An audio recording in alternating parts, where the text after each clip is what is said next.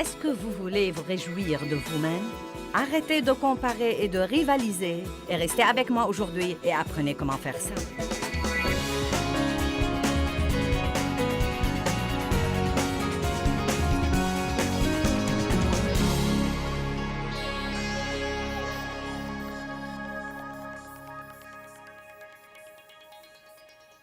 Si mon mari vient me dire « Tu sais quoi, je voudrais passer la journée avec toi. » Eh bien, que veux-tu faire? Oh, peu importe, je voudrais juste passer la journée avec toi. Vous savez, il ne s'agit pas tant de ce que nous ferions ensemble que du fait qu'il voulait vraiment être avec moi. Et je crois que nous nous laissons entraîner par le truc. Dieu, que veux-tu que je fasse? Que veux-tu que je fasse? Que veux-tu que je fasse? Je dois lire mes 6 chapitres et prier pour 1 heure et parler en langue et faire ceci et faire mes confessions et faire quelque chose d'autre et dip, dip, dip, dip, dip, dip. Et je ne crois pas que tout cela impressionne Dieu. Je crois que nous devons juste être là et nous allons parfois lire et parfois prier et parfois chanter et nous allons parfois rire et parfois pleurer et j'ai beaucoup pleuré en ces temps-là. Mais écoutez, croyez-moi, si vous prenez une partie de votre temps et que vous la consacrez pour être avec Dieu, être avec Dieu, et si vous prenez délibérément le temps pendant ce temps pour recevoir, très souvent, quand nous entrons dans notre temps avec Dieu, nous essayons de lui donner. Il n'a pas besoin de ce que vous avez, à part votre adoration. Dites-lui donc, Dieu, j'ai besoin de toi. Je reçois le pardon de mes péchés. Beaucoup de fois, nous demandons des trucs et nous ne prenons jamais le temps de les recevoir. Oh Dieu, pardonne-moi s'il te plaît. Dieu, pardonne-moi, pardonne-moi. Pourquoi ne pas prendre le temps pour dire « Je reçois ton pardon. Je reçois ta miséricorde. Je reçois ta grâce et je reçois ta force pour faire tout ce que je dois faire aujourd'hui. Je les reçois de toi. » De toute façon, quoi que vous vouliez comprendre de ça, j'ai senti que Dieu m'a dit de vous dire que vous devez prendre le temps de vous guérir. Vous devez prendre le temps de vous guérir et de vous rétablir. Vous devez recevoir une révélation sur l'amour de Dieu. Vous devez laisser Dieu vous sécuriser quant à qui vous êtes en lui avant d'aller dans le monde et avant d'être en but au tir de nouveau. Amen? Écoutez-moi bien. Saul lançait des projectiles à David. Et les Sauls de ce monde nous lancent toujours des projectiles aujourd'hui. Vous ne pouvez pas vivre dans le monde et ne pas recevoir de projectiles. Vous devez apprendre à être assez fort pour ne pas être dévasté par ce genre de trucs. Amen? Donc, pensez à un patient. Je pensais à quelqu'un qui a eu un accident grave. Et si vous êtes dans le monde depuis quelque temps, cela ressemble plutôt à ça. Vous sentez que vous avez eu un accident grave. Mettons que l'ambulance vienne vous prendre et qu'on vous mette aux soins intensifs. Personne ne s'attend à ce que vous fassiez quoi que ce soit. On veut que vous soyez aussi immobile que possible et on vous accroche toutes sortes imaginables de tuyaux. Et vous êtes juste couché là. Et en fait, plus vous essayez de bouger, plus on va vous dire « restez immobile ». Si vous essayez de faire quoi que ce soit, on vous dira « non, tu devrais te reposer ». Je crois parfois que le diable nous crie toujours dans les oreilles « Eh bien, que vas-tu faire? Que vas-tu faire? Que vas-tu faire? Que vas-tu faire ?» Il faut plus de discipline pour ne rien faire pour quelque temps et de prendre le temps de guérir qu'il n'en faut pour entrer dans un autre comité et rester occupé pour une autre année. Si vous allez applaudir, ne vous arrêtez pas à mi-chemin.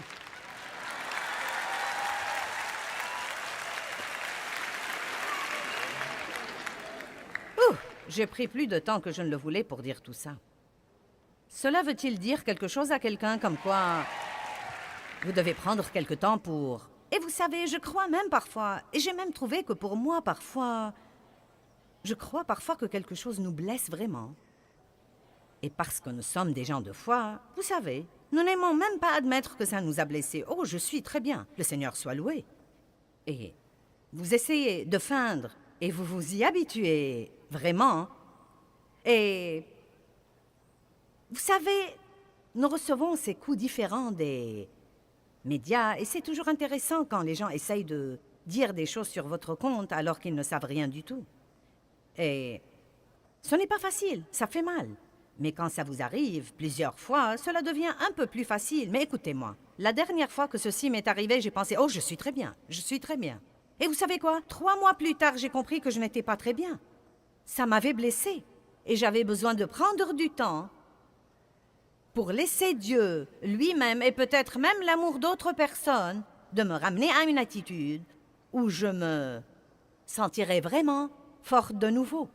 Donc, vous devez parfois prendre ce temps-là. Si quelque chose vous a blessé, même si c'est quelque chose qui ne se reproduira pas, vous savez, vous devez l'avouer à Dieu et prendre le temps d'avoir la guérison et le rétablissement dont vous avez besoin. Sinon, vous passerez votre vie blessé et saignant. Et si vous êtes comme ça, vous finirez par blesser les autres. Car les gens qui souffrent font souffrir les gens. Prenez donc le temps dont vous avez besoin pour vous guérir. Maintenant, nous croyons que la joie vient d'avoir ce que nous voulons quand nous le voulons. Si seulement je pouvais avoir ce que je veux, tout de suite, parce que nous le voulons toujours maintenant. Y a-t-il quelqu'un ici qui espère que son exaucement viendra maintenant? Maintenant. Maintenant. Je le veux. Si je pouvais l'avoir maintenant, je serais heureuse. Ce qui gêne dans cette théorie est que l'exaucement ne viendra pas maintenant et ne sera même pas exactement ce que nous avons espéré qu'il sera. Et nous devons croire que Dieu a un meilleur plan et une meilleure idée que nous. Si avoir ce que vous voulez chaque fois que vous le voulez et quand vous le voulez rend les gens heureux, pourquoi donc les gens les plus riches et les gens les plus célèbres au monde ont-ils tellement de problèmes? Pas tous, bien sûr, mais beaucoup de gens dont vous pensez. Non, mais ils ont tout. Le taux de suicide le plus élevé est parmi cette catégorie de gens. Donc cela en soi prouve que ce n'est pas ce que vous avez autour de vous qui vous rend heureux, mais c'est ce qui se passe au-dedans de vous qui vous rend heureux.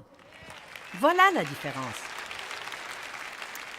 Donc, j'ai vécu toutes ces années et j'ai commencé à parler la nuit dernière de toutes les choses qui me faisaient penser. Eh bien, si seulement je pouvais changer ceci, et si seulement je pouvais changer cela, je serais heureuse. Et si je pouvais avoir ceci, je serais heureuse. Ou avoir cela, je serais heureuse. Et il m'a fallu tant d'années pour me rendre compte que ce n'est pas vraiment ce qui me rendrait heureuse. Et pendant toutes ces années où je poursuivais ces mirages, j'étais vraiment frustrée. J'ai dit hier que la grâce est la puissance de Dieu qui nous aide à faire ce que nous devons faire. La grâce est la puissance de Dieu qui change ce qui doit être changé dans nos vies. C'est la puissance de Dieu qui nous change. C'est la puissance de Dieu qui change nos circonstances. C'est la puissance de Dieu qui change les personnes dans votre vie qui ont besoin de changer. Combien d'entre vous ont un projet en cours dans votre vie ou quelqu'un sur qui vous travaillez? Eh bien, vous n'êtes pas le potier.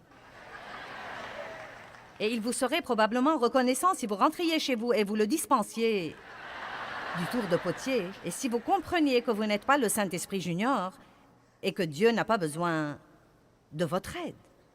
J'étais très occupée à essayer de me changer et j'ai essayé de changer ma personnalité. La femme de mon pasteur était vraiment douce et toute petite et blonde avec des yeux bleus et j'étais vraiment comme un éléphant dans un magasin de porcelaine. Et donc, quand elle disait quelque chose, c'est à peine si on l'entendait. Et quand je disais quelque chose, tout le monde l'entendait. Donc, j'ai essayé d'être comme elle. J'ai voulu avoir une relation avec elle parce qu'elle était la femme du pasteur. Et après tout, vous savez, si on peut être en relation avec les gens importants, cela nous profiterait sûrement. Et vraiment, il y avait quelque chose qui clochait. Il semblait que nous ne pouvions pas nous entendre, vous savez. Et j'ai finalement découvert que j'essayais de lui ressembler et qu'elle essayait de me ressembler. Le diable l'avait convaincue qu'elle était effacée et mollasse et faible et qu'elle devait être plus hardie et plus agressive et plus directe. Et il m'a convaincue que j'étais une grande gueule et odieuse et que je devais être douce et gentille comme elle. Et je me demande combien de gens au monde essayent d'avoir des relations, mais ils ne sont pas leur vrai moi. Ils ont les yeux sur quelqu'un d'autre et souhaitent être comme cette autre personne. Et ils sont loin de se douter que cette personne a les mêmes sentiments. Je suis heureuse de pouvoir aller déjeuner avec Darlene aujourd'hui sans vouloir être comme elle et être heureuse d'être moi. Mais il y a eu une époque où je n'étais pas du tout comme ça. J'aurais pensé, oh, si seulement je pouvais chanter comme ça. Si seulement j'avais des cheveux blonds, si seulement je pouvais porter une robe sur mon jean, être superbe là-dedans. J'y ai pensé ce matin quand elle était là. Je l'ai vue porter ce qui a l'air d'être une paire de rideaux de fenêtre et ça lui allait à merveille. Non, mais elle peut enfiler n'importe quoi et mettre une ceinture dessus et... la descendre jusque-là et mettre une paire de bottes et rejeter ses cheveux en arrière et sortir et être superbe. Pas moi, mince alors. Je dois travailler là-dessus.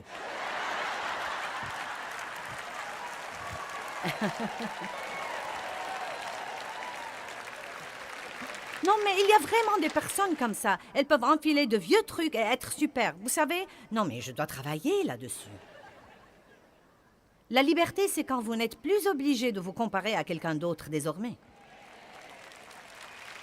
Savez-vous que la liberté est quand vous pouvez juste être vous-même et savoir que Dieu vous aime pour vous et qu'il vous aime inconditionnellement et qu'il ne vous aidera jamais à être quelqu'un d'autre. Il ne veut pas que vous soyez quelqu'un d'autre. Il veut que vous soyez le précieux vous qu'il vous a créé pour être.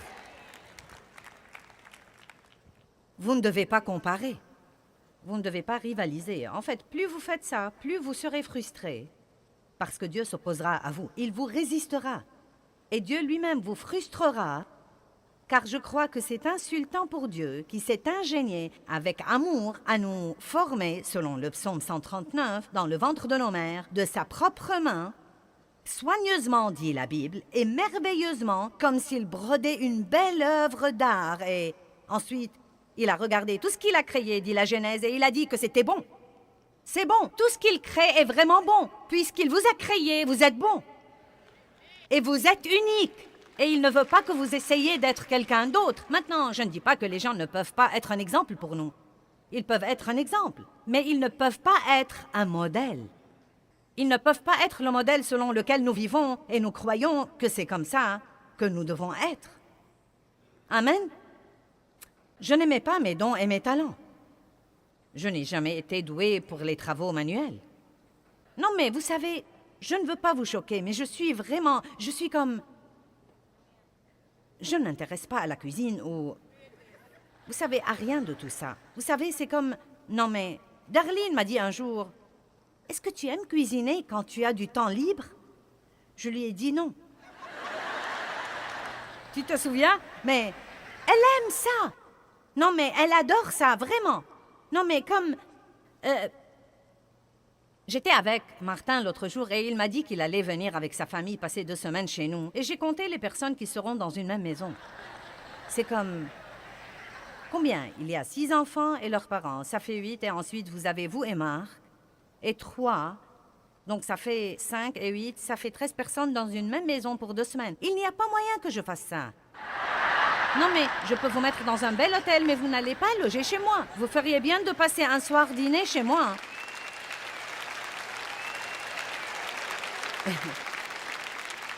Et puis je ferai commander le repas du restaurant, je ne le cuisinerai pas. Eh bien, elle aime tout ça. Donc la voilà, cette femme dans le ministère, qui a un grand ministère mondial et qui rentre chez elle pour être une femme d'intérieur. Et elle aime cuisiner, et elle invite les gens, et elle cuisine, et elle est accueillante. Mais je ne veux pas me mêler de tout ça. Rien de ça. J'avais une voisine qui était comme ça. Elle était Miss Femme d'intérieur à l'époque où je manquais d'assurance et où je ne savais pas qui j'étais. Quand j'avais besoin d'une année pour m'accrocher à la vigne. Allez, je dois m'adresser à quelqu'un aujourd'hui.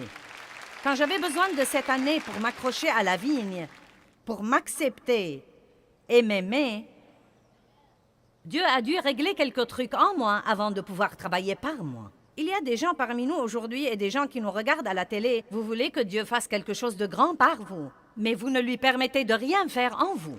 Vous devez tout d'abord régler quelques problèmes dans votre propre vie et arrêter de dire « je suis comme ça et je n'y peux rien, je suis comme ça ». Vous savez, si vous êtes susceptible et si vous êtes blessé et si vous en voulez aux autres pour leur bénédiction et si chaque fois que quelqu'un essaye de vous dire une parole de correction, vous vous mettez sur la défensive, il y a quelque chose qui ne va pas. Et ce n'est pas la faute à quelqu'un d'autre, c'est votre faute à vous. Et vous devez vous réunir avec Dieu, vous accrocher à la vigne assez longtemps pour découvrir ce qui cloche chez vous ou ce qui ne va pas chez vous pour que vous puissiez vous guérir et être heureux.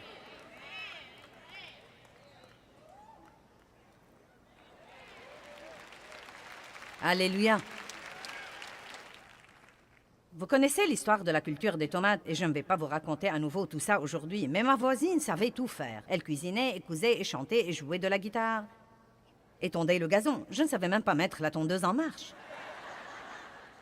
Et donc, elle m'a persuadée de jardiner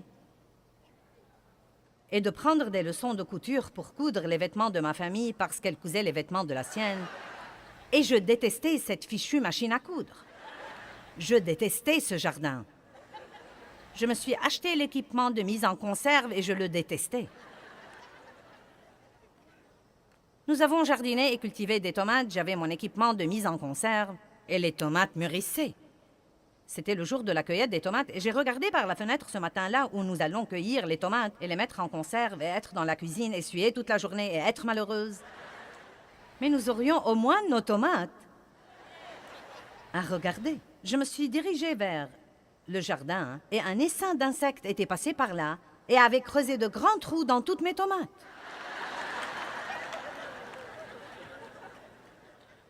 Et je n'ai pas compris parce que j'avais prié sur mes tomates.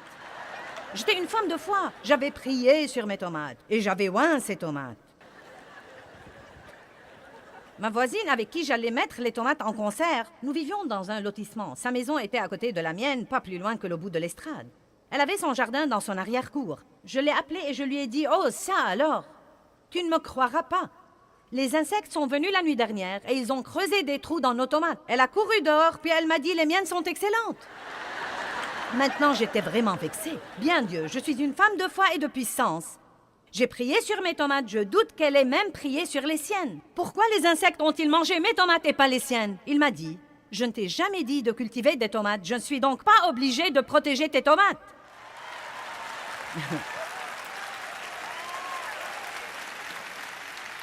Certains d'entre vous sont vexés car le diable a mangé vos tomates et Dieu ne les a pas protégées parce qu'il ne vous a jamais dit de cultiver des tomates pour commencer. Et si vous êtes intelligent, vous ne devez pas rester dans le royaume des tomates. Allez, quelqu'un comprend quelque chose, je peux voir ça. Eh bien, je ne comprends pas pourquoi ça ne marche pas. Je ne comprends vraiment pas. Je fais de gros efforts, j'essaye vraiment, j'essaye. Et rien de ce que je fais ne marche. Oh, allez vous accrocher à la vigne pour un an. Et arrêtez d'essayer de faire ce que font tous les autres. Quelqu'un passe par l'église et dit qu'on est censé lire toute la Bible tous les ans. Donc maintenant, vous êtes en sueur tous les matins pour lire 8 chapitres de la Bible et pouvoir les cocher sur votre calendrier. Et Dieu ne vous a même pas oint pour ça. Écoutez-moi, parfois je dois toujours regarder la première page de la Bible et la table des matières pour trouver un chapitre particulier. Et je suis une enseignante de Bible internationale. Je suis désolée de vous faire redescendre sur Terre. Je sais que je devrais pouvoir les mémoriser et les citer et faire tous ces trucs-là, mais... Oh, eh bien! Me voilà! Mais il paraît que ça marche d'une façon ou d'une autre. Dieu fait quelque chose. Amen? Dave peut toujours se les rappeler parce qu'il les a appris à l'école primaire. Je n'ai rien appris à l'école primaire sinon à détester les gens.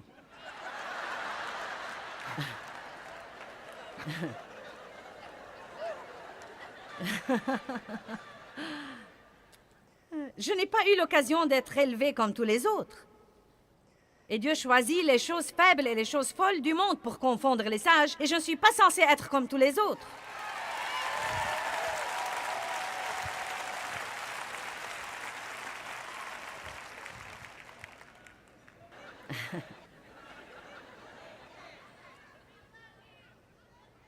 Recevez la grâce d'être vraiment qui vous êtes. Abandonnez tous ces trucs. Jouissez de votre vie, mais vous n'allez pas jouir de votre vie si vous ne vous aimez pas. Vous devez commencer par vous aimer vous-même. Et cela veut dire ne plus regarder ce que tous les autres savent faire et vouloir le faire vous-même. Je me suis armée de patience et j'ai cousu 2 choses à mon mari. Je lui ai cousu un short et une chemise. Vous vous rappelez de l'époque où le stretch était à la mode et savez-vous ce qu'était étendre et coudre? Cela trahit notre âge, mais c'était ce tissu extensible et on prenait des leçons d'étendre et de coudre et les vêtements avaient des passepoils, vous savez, et donc C'est devenu comme une mode. Et alors, j'ai cousu à Dave un short noir avec un passepoil gris. Et quand j'ai fini, je vous dis la vérité, la poche était plus longue que la jambe.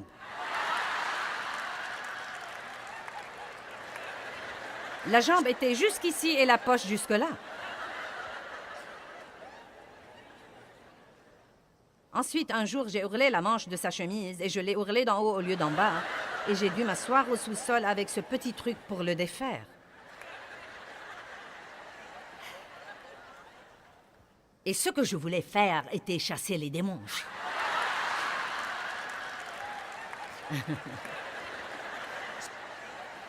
Je voulais aller imposer les mains sur les malades, prêcher l'Évangile, et me voilà essayant de cultiver des tomates et de coudre des vêtements à Dave, juste afin de prouver que j'étais une femme ordinaire.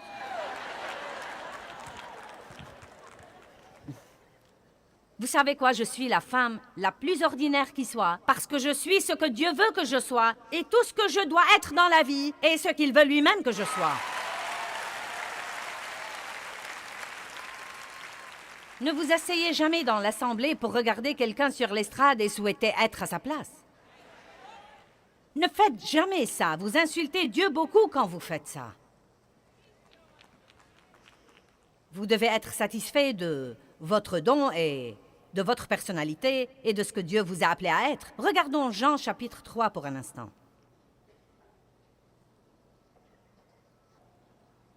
Le verset 23 dit « Jean baptisait à Hénon, près de Salim, où les eaux sont abondantes et les gens venaient à lui et se faisaient baptiser. Car Jean n'avait pas encore été mis en prison. » Jean 3, 25. Or, il arriva qu'une discussion concernant la purification opposa un juif à des disciples de Jean. Ils vinrent trouver Jean et lui dirent « Rabbi, celui qui était avec toi au-delà du Jourdain, c'est-à-dire Jésus, celui auquel tu as rendu toi-même témoignage, voici qu'il se met lui aussi à baptiser et tous vont vers lui. » Pouvez-vous voir le but là? L'ennemi travaillait par quelqu'un pour essayer d'exciter la jalousie et la crainte de Jean et lui faire croire que le ministère d'un autre allait devenir plus grand que le sien. Jean, tu étais l'homme. Tout le monde venait à toi. Tu es celui qui baptisait et qui criait « Repentez-vous !» car le royaume des cieux est proche. Mais nous devons te dire quelque chose. Ce type dont tu parlais n'en parle plus désormais. Il est ici. Et maintenant, il baptise et on dirait qu'il attire une foule qui est plus grande que la tienne. Écoutez ce qu'a dit Jean. Jean répondit, verset 27, « Un homme ne peut recevoir, ne peut réclamer, ne peut prendre pour lui-même que le don qui lui a été donné du ciel.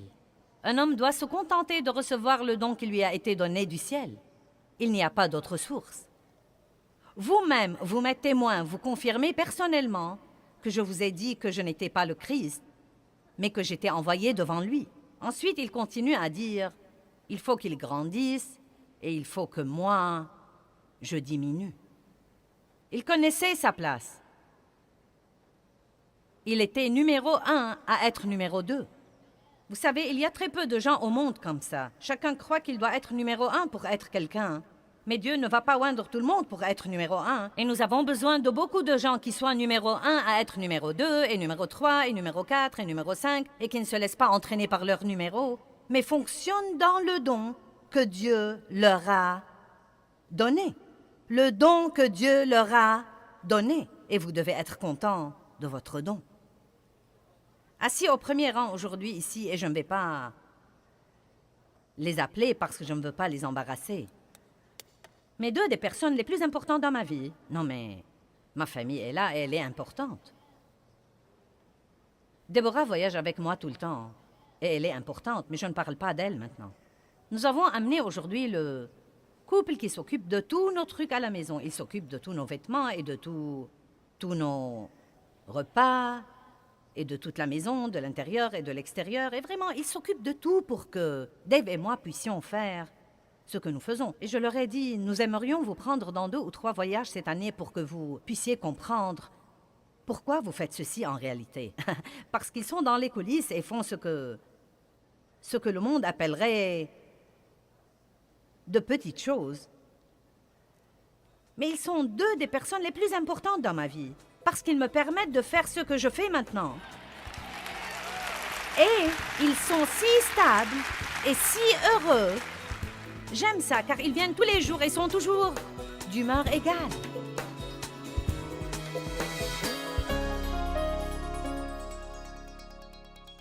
Eh bien, je veux personnellement vous encourager à vous réjouir de qui vous êtes. Comprenez que Dieu a fait de vous quelqu'un de spécial et célébrez vous.